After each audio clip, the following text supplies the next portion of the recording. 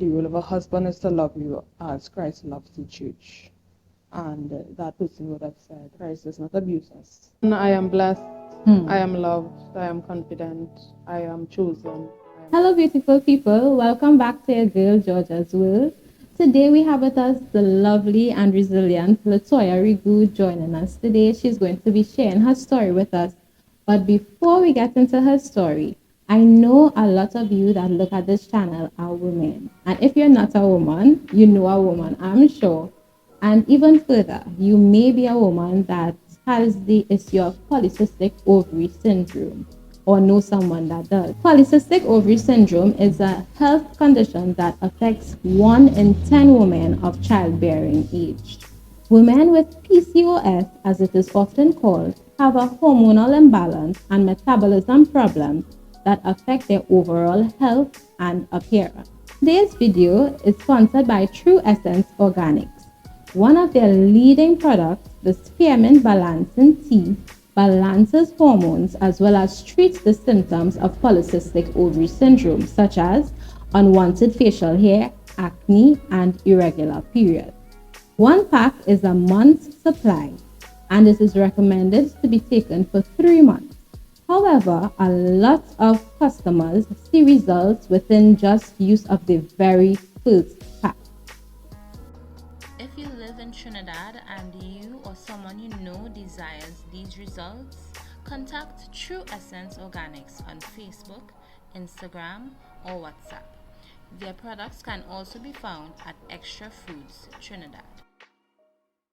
Latoya Rigu is a client service specialist under the National Information, Communication and Technology Company Limited. She is a dedicated customer service agent attached to the company's TT GovChat service, which provides information to citizens as well as international persons who may be interested in any government service of Trinidad and Tobago. Latoya has been a national badminton athlete for the majority of her life, starting at the age of 12. Through her experiences, she has developed a strong passion to help young women overcome insurmountable obstacles. This passion led her to pursue her Bachelor of Science in Psychology at the University of the West Indies. Her degree was awarded in 2015 with honors. In addition to eventually owning her own counseling practice, her main goal is to work with the Children's Authority. Latoya hopes that working with the Children's Authority will afford her valuable experience and expose her to what our youth, and by extension, young women are experiencing within this nation. Furthermore, she wants to share her personal story as a living example that you can be someone in life in spite of what you are currently experiencing. Latoya would have endured domestic abuse within her past marriage for a period of 6 years before putting her foot down and taking action to achieve her freedom. She is a strong believer that all things work together for her good and is very optimistic about her future. She has now embarked on a journey of healing and advocating for women to run, and she puts that in capital letters.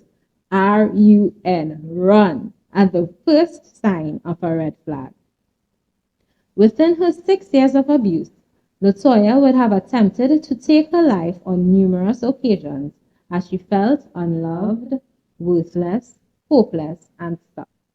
Nevertheless, after her last attempt in 2019, she was awakened to the fact that she is loved by friends and family outside of her marriage, and she is needed within society.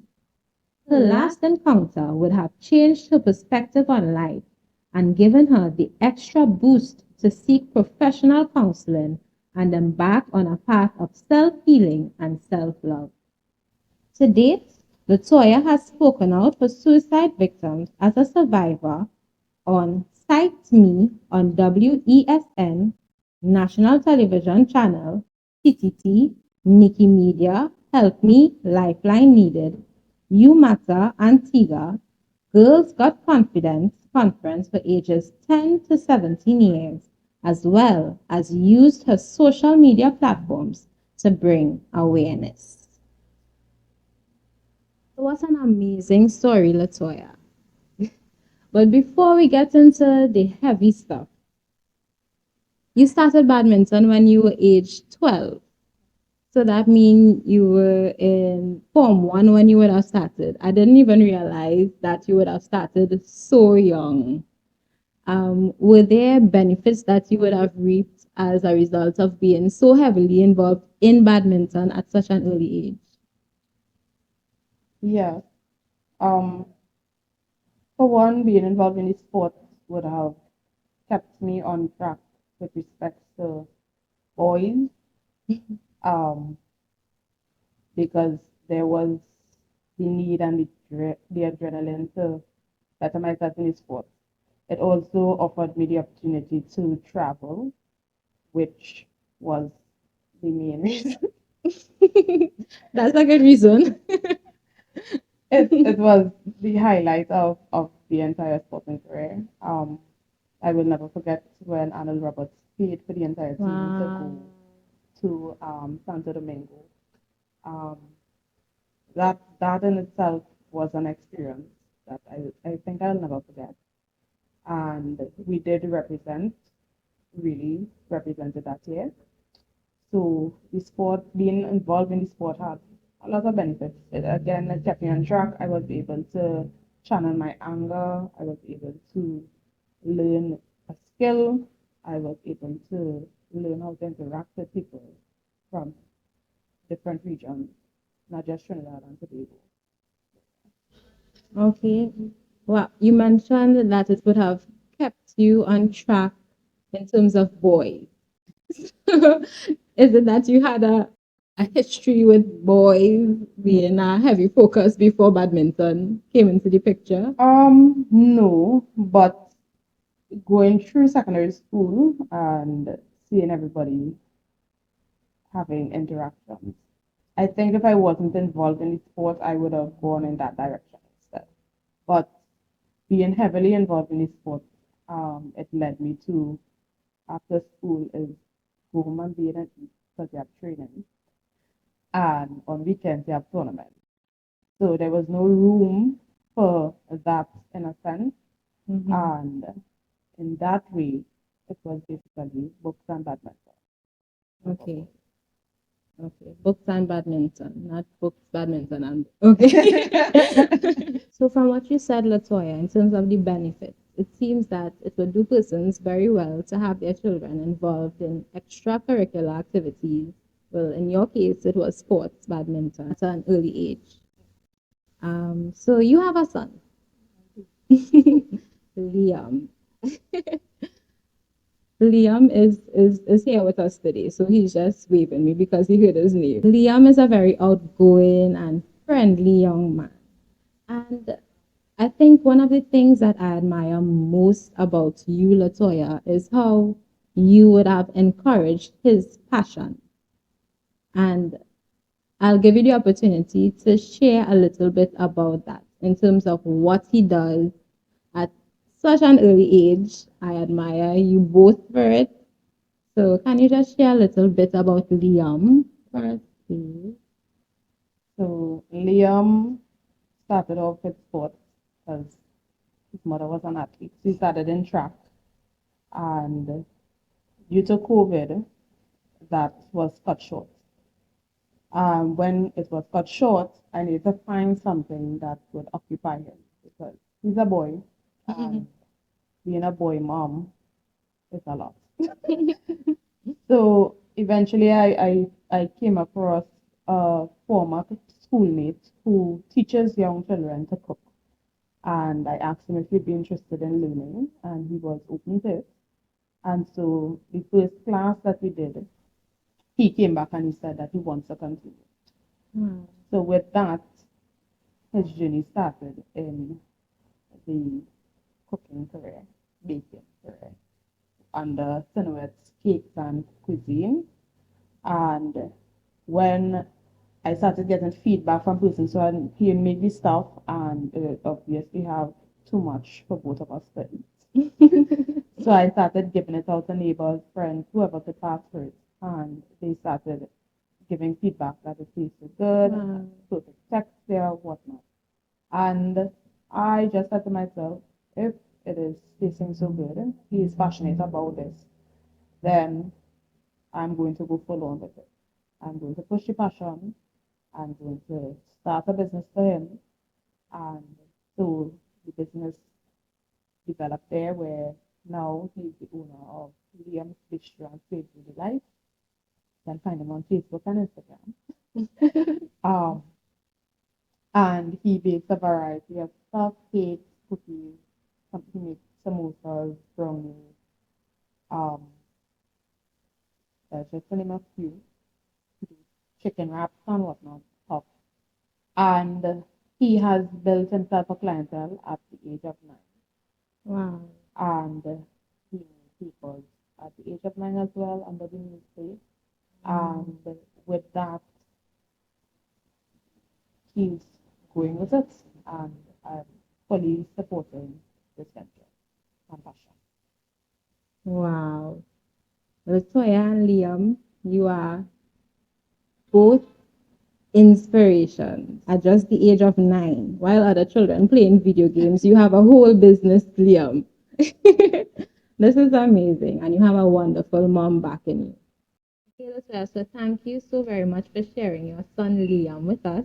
Latoya, you would have endured domestic violence for a period of 6 years before putting your foot down and taking action to achieve your freedom.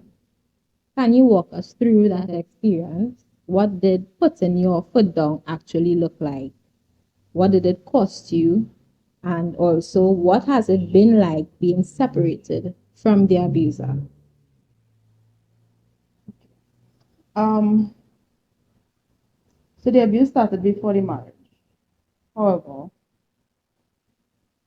as we are aware, women within this country and by extension the Caribbean as well, there is this fear of, well, not fear, but shame in walking away and giving the reason why you're walking away. So the abuse started after the engagement, and for me, after having all these vendors and whatnot paid for already, and persons jumping out their money to watch the wedding, it was very difficult in that time to say, I don't want it. It is a true saying when they say once you start being abused, you will continue being abused. It just happens in different angles most times, but it will happen again. And so it did happen again. Um, I would have experienced emotional abuse, physical abuse, financial abuse. And the one thing that made me reach to that place where I was ready to put my foot down was an incident that occurred on June the 18th, 2020. Basically, he took my credit card and he bought equipment for his business. And instead of refunding the money, he decided that he's not giving me back the money. And that took the last straw for me because this time you're playing with my credit rating, which I take seriously. And so arguments ensued, and he was adamant he's not giving me back the money. He then worked other jobs and got back the money, but decided to buy himself a phone, to go out and do the work instead of refunding the money. And so I confronted him about it, and this resulted in an abusive, physically abusive scenario where my son was a witness.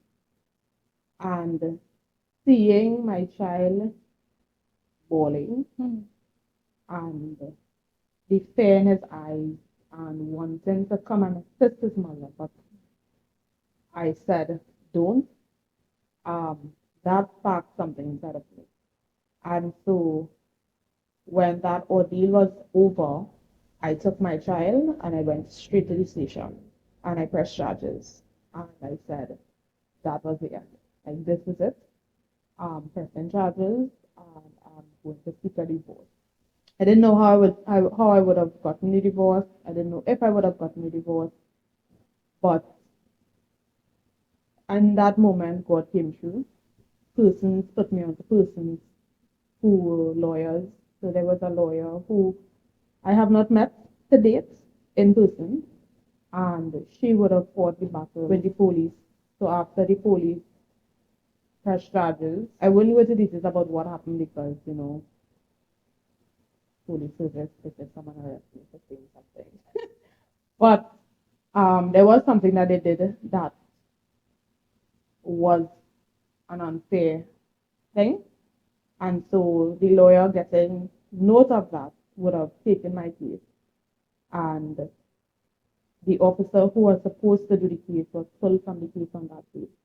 But he overheard his colleagues and he came to me and he told me that they were plotting to get a protection order on me to basically tarnish my name even though I was not the wrong one. But to make him look like he was the victim. And in that moment, I was like, well, okay, if he wants to do it, let him go ahead. I don't see it. And when the lawyer heard about the incident and everything that happened and saw the pictures, she said no. And she took my case free of charge, and she fought till the end. And when we won that, and I got the protection order, she then wanted to fight to get back the money because, of course, the transaction is recorded, and I had the receipt, so he would have had to pay back for that as well as pay back the interest that was accrued on the credit card. And there were people who would have been like, leave it in the hands of the Lord, he would repay you, and he would give you more. And so I didn't bother to fight for it. I have seen God work wonders with that. And after that whole incident happened, I left it in God's hands, and another lawyer decided to pick up my case free of charge as well. And she did the petition for the divorce. She asked me, she was like, Victoria, this has been going on for a number of years. We have seen the impact on your child. What do you want? And I said, I want a divorce. But I do not have the money to pay a lawyer. I do not have the money right now to seek legal counsel. I do not know if the court would allow me the divorce. But I want a divorce. And she said, I will do it. I will do the petition and you will represent yourself. I will quote you and you will go forth in that courtroom and you will speak with respect and plead your case if you have to. And I was a bit intimidated at the moment, but I said, you know what, this is my opportunity and this is my chance to break free. And so I did. I provided her with all the pictures. And one of the pictures, I don't know what made me take out that picture in the moment, but that picture was taken in their house, his parents' house, and so it had the background of his parents' house, and it had the blood. And that was the picture that the court took into consideration, the blood. When they saw the blood, they granted me the divorce. And I was very thankful for that. However, after that, I would have had to start my healing. So that's why I have two things that I want you to elaborate on coming out of what you would have said. That feeling of shame, because I had no idea. I had no idea. I was invited to the wedding, all excited to be attending the wedding and all of that. But this would have happened before, even before you would have decided to go through with the wedding. So I'd like you to just speak a little bit about, did you confide in anyone at all? And also the effect that it would have had on your son. My son, he experienced that first physical abuse before the marriage. And when we reached home, he ran to his grandmother and told her that he killed mommy. So my mother was aware of the situation. Um, I'm not sure if she told anyone else, but She basically just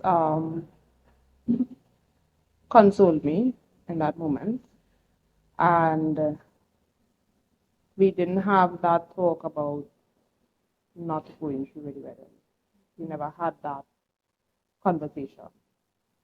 So she just gave me that look, um, as in, I'll support you, but I don't think you should. But we never had the verbal conversation. So her look said it all. Yeah. Yeah. She was worried and whatnot. And the day of the wedding, actually, the makeup artist saw the mark, because there is still a mark on my neck, 50, which is a reminder every time I see myself. And she saw the mark and she said, "What is this on your neck?" In that moment, I told her, I was play fighting. And my mother just watched me, like, and then the makeup artist came in my ear and she said, "This doesn't look like play fight, but I'll cover it." And, and so she did. There are one or two shots that hasn't shown, but she did. And with respect to Liam, I would have prayed and asked God to erase that memory from him, that he doesn't remember that encounter, because I didn't want that he grows up feeling that ball. I thought that that would have been the last physical, but it was. And Liam's response was, "Daddy killed mommy." So he called him daddy. Yes, he did. What is amazing to me is I know a lot of persons, the reason that they give for staying sometimes in an abusive relationship is that the child needs a father, they need both parents. But your stance on it was you don't want your son exposed to that abuse. You don't want him to experience his mom like this. Yeah. Wow. And another question. Do you really feel free from the abuse now that you are separated from the abuser? Or are there still wounds that you still nurse as a result of the relationship? Yes and no. Okay. So yes, I feel free. I do not see him, or I may pass him on the street and I will feel nothing. It feels like it's a stranger. And no, because there are psychological scars that was left. So even though I went through a whole healing journey, um, sometimes some things would rear its head in interactions with other men. So Latoya, the concept of marriage, it's forever. We say our vows till death do we part. Did you have persons advising you along a particular path where that is concerned? Like, were there persons saying you should stay, you should leave?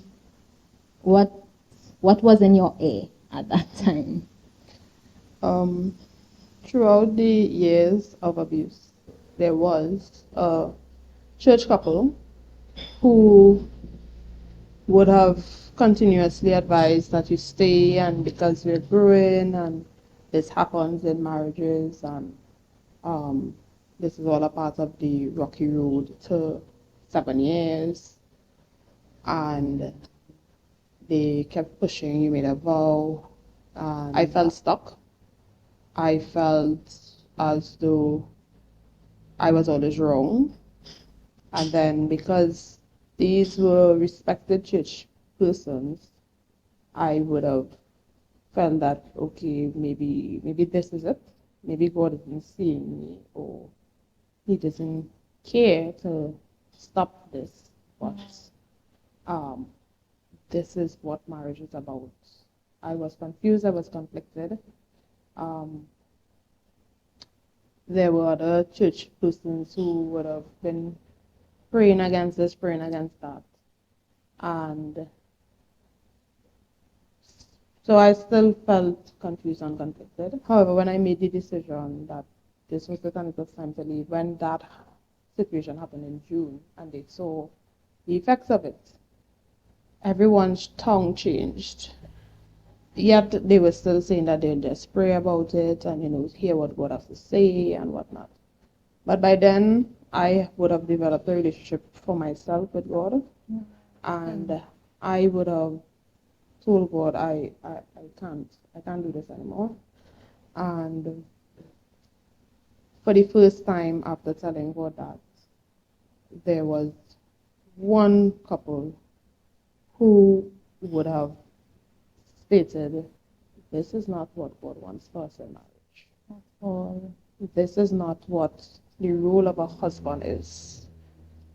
The role of a husband is to love you as Christ loves the church. And that person would have said, Christ does not abuse us. And so the covenant was already broken. And that would have ignited within me that finally I was not wrong. Finally, I knew that everything that was happening was not, in a sense, supposed to be happening. And I was able to actually see the light, if you want to say it like that. And even though that person said that, I was already in the process of getting the divorce. But just the fact that they said it, it made me feel at peace. And I went ahead with it. I went ahead with the divorce. It was the smoothest process ever and the cheapest. I spent $100 on a divorce. Wow. This is not normal. And that is because you represented yourself. Yes. The person didn't charge to do the petition. Wow, that is amazing. I love that you said Christ does not abuse us. So, using religion as a means of staying in an abusive relationship is a no-no. It's a no-no. Would you say that, so we're switching gears a little bit, would you say that the abuse fueled your decisions to attempt suicide? Yes. It did? How Yes, so? I felt worthless. I felt like I was not existing. I was surrounded by darkness. I would be in a room like this and I would feel as though nobody's seeing me. I'm not being seen. I have the fakest smile, the fakest look on my face, and nobody's seeing beyond that. And this is within the church, with family members, with friends. There was one friend in particular that picked up on a particular laugh that I developed. So there was, everybody knows I'm a smiley, laughy person.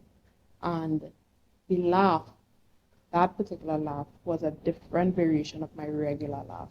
Was similar, but it was like a camouflage version. And this friend picked up on that, and she was like, you okay? Yeah, I am.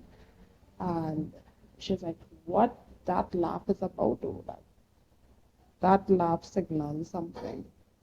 And there, I opened up to that person.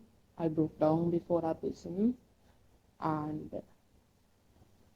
that ended up being the person that was present in my last attempt, who found me on the highway and got me out my vehicle and took me. Yeah.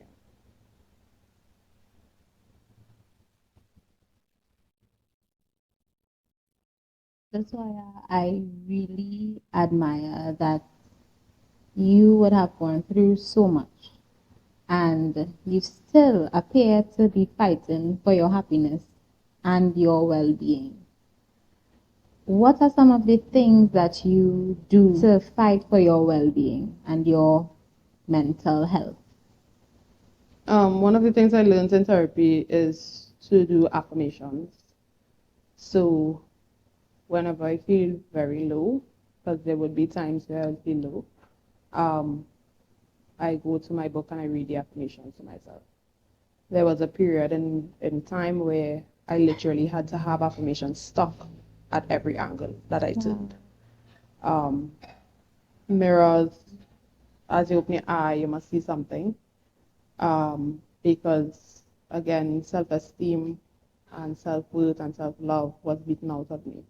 So I had to consciously make the effort to reinstill it and reintroduce it into my life. So whenever I feel a little unease or whatnot, I gravitate towards that. That's the first thing that I gravitate towards. Apart from the affirmations, I would cook. Cooking for me is a therapy. It's very therapeutic. So I will make a ton of stuff that I'll later regret making because then I'll have a ton of things to eat. But that's the next thing that I do. I have a question because I'm concerned. Did your therapist recommend that you cook, or it's just that you like to cook and you cook? Because if a therapist were to recommend that I cook as therapy, I'd have to change the therapist. No, it was actually something I developed for myself. Okay. They would have recommended the affirmation. Okay, And, cool. I just realized that Cooking really helps. cooking, yeah, Nice. it helps. So what were some of the affirmations that you repeat to yourself to assist? One, I am blessed, I am loved, I am confident, I am chosen, I am prepared, I am grateful, I am basically anything that you can place behind I am. And the reason why I do the I am is because he says that he is I am. Wow. So anything that goes after the I am is a positive, is a manifestation. So I am abundant, I am wealthy, I am healthy. These things that I would have constantly said to myself repeatedly until I believed it. That is beautiful. I love that. What am I not asking? What am I not asking that you would like to share with our audience today? Just keeping in mind that the message of this channel is sharing with persons that they are not alone and that there is hope. Can you share something with the audience today along that line?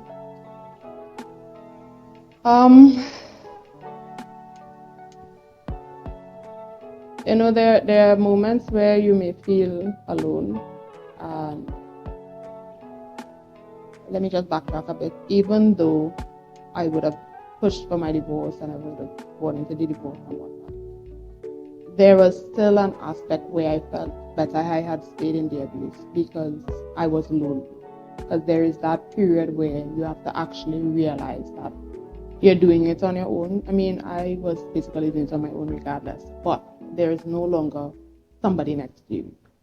And what I tried not to do is I tried not to run into a relationship right after where I will end up hitting that person. And so when you get that moment of loneliness, it hurts. It hurts a lot. And I believe that's the moment where persons usually run back to their abusers. I would say stay the course, because at the end of the day, you are worth more than the abuse, and you are worth more than the companionship. Positive things has happened in my life since then. For example, one is my son's business. I would have never started that business if I remained there. I would have never seen the passion. I would have never decided to push him in that regard. And so I try to remember and always focus on the positives, even when I feel that moment of loneliness seeping back in. So stay the course. There is always at least one person who is there to offer some kind of support to you. Find that person. You know who that person is. Find that person and just allow yourself to open up to your fears, to the flaws, and just be real. For me, I faked it for 6 years. Just be real. That's why I really just want to thank you for being here today and for sharing your story. I know it took a lot with all that is going on in your life right now. I know that it took a lot. It was a sacrifice, you being here. And I appreciate it. I admire your commitment to purpose and sharing your story. Because I know that when persons share their story, it's not just about them. It's that calling upon your life to share with others who are going through similar situations. And not necessarily just similar situations, but their own difficulty. Just knowing that in those moments, in those dark moments, you are not alone. There is hope. So thank you for joining us today. Thank you so much for looking at this video. If this video has been of impact to you, or you know of someone that this video can impact, male or female, please share it with them and remind them that they are not alone and that there is hope. And this is me reminding you that you are not alone. There is hope. Thank you. And I think since that, what? The flies.